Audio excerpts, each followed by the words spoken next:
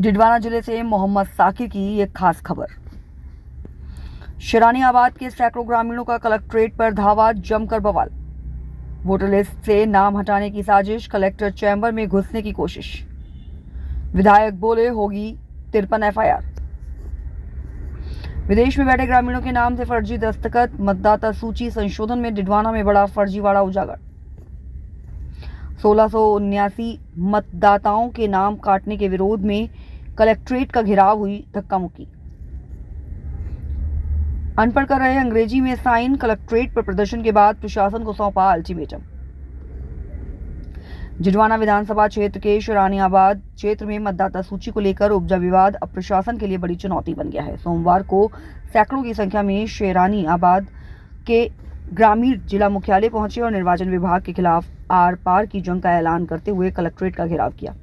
प्रदर्शन के दौरान माहौल उस समय बेहद तनावपूर्ण हो गया जब आक्रोशित ग्रामीणों ने जिला कलेक्टर के कक्ष में जबरन घुसने का प्रयास किया, जहां तैनात सुरक्षा कर्मियों और कलेक्ट्रेट स्टाफ ने उन्हें रोकने के लिए काफी मशक्कत की। करीब 20 मिनट तक कलेक्ट्रेट परिसर में अफरा तफरी का माहौल बना रहा। बाद में भारी पुलिस बल ने मोर्चा संभाला और प्रदर्शनकारियों को समझा बुझाकर शांत कराया।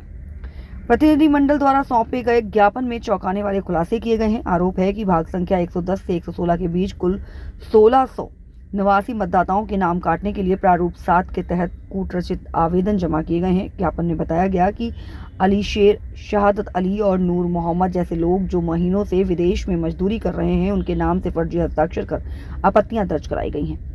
जो ग्रामीण अनपढ़ हैं, उनके नाम से अंग्रेजी में हस्ताक्षर कर फॉर्म भरे गए हैं। ग्रामीणों का आरोप है कि निर्वाचन अधिकारी और बीएलओ ने एक विशेष राजनीतिक विचारधारा के दबाव में आकर एक समुदाय के संवैधानिक अधिकारों को छीनने का दुस्साहस किया है।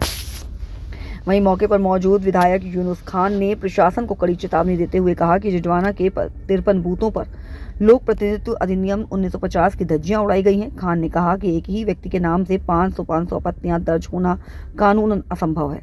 ये प्रशासन और राजनीतिक षड्यंत्रकारियों की मिलीभगत है। हम चुप नहीं बैठेंगे। हर प्रभावित बूथ की ओर से अलग अलग एफआईआर दर्ज करवाई जाएगी।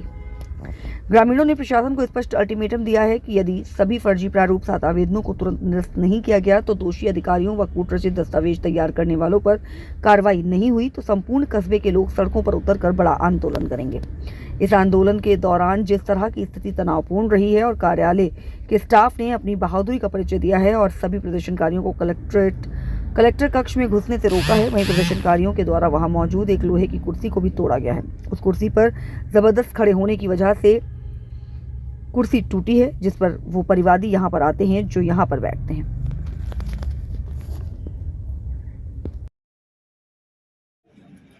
लगभग डिडवाना विधानसभा क्षेत्र के 53 बूथ ऐसे हैं जिस पर लोक प्रतिनिधित्व अधिनियम 1950 का उल्लंघन हुआ और जो राइट एक मतदाता को मतदान देने का भारत के संविधान ने दिया हुआ है उसका अतिक्रमण हुआ है।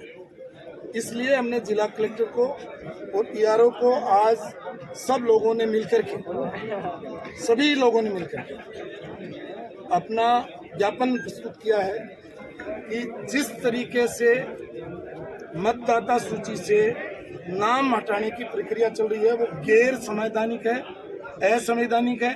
संविधान ने हम लोगों को अधिकार दिया है मतदाता को, और जो हमारी अभी एसआईआर हुई है विशेष रूप से गहन पुनरीक्षण जो हुआ है उसमें मैपिंग हो गई, सारे डॉक्यूमेंट अगले ने प्रस्तुत कर दिए, उसका नाम है और उसके बाद में एक ही व्यक्ति ने 500 आपत्तियां दर्ज करी है जो कि कानून में आप ये देखेंगे इसमें कहीं भी प्रोविजन नहीं है।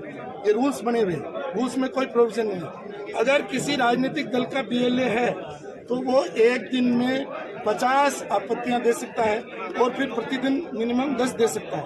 लेकिन यहाँ तो 9 व्यक्ति ऐसे हैं जिनके नाम से आपत्तियां दर्ज कराई गई हैं। वो इंडिया में नहीं रह रहे, वो निरक्षर हैं, उनके अंग्रेजी में दस्तखत करके, इसलिए ये फर्जीवाड़ा हुआ है। इसके खिलाफ हम 53 एफआईआर अलग अलग बूथों से करवाएंगे जिनको ये नोटिस मिला उनकी तरफ से, और सरकार से मांग कर रहे हैं कि इसकी जांच करे। जो व्यक्ति गैर संवैधानिक काम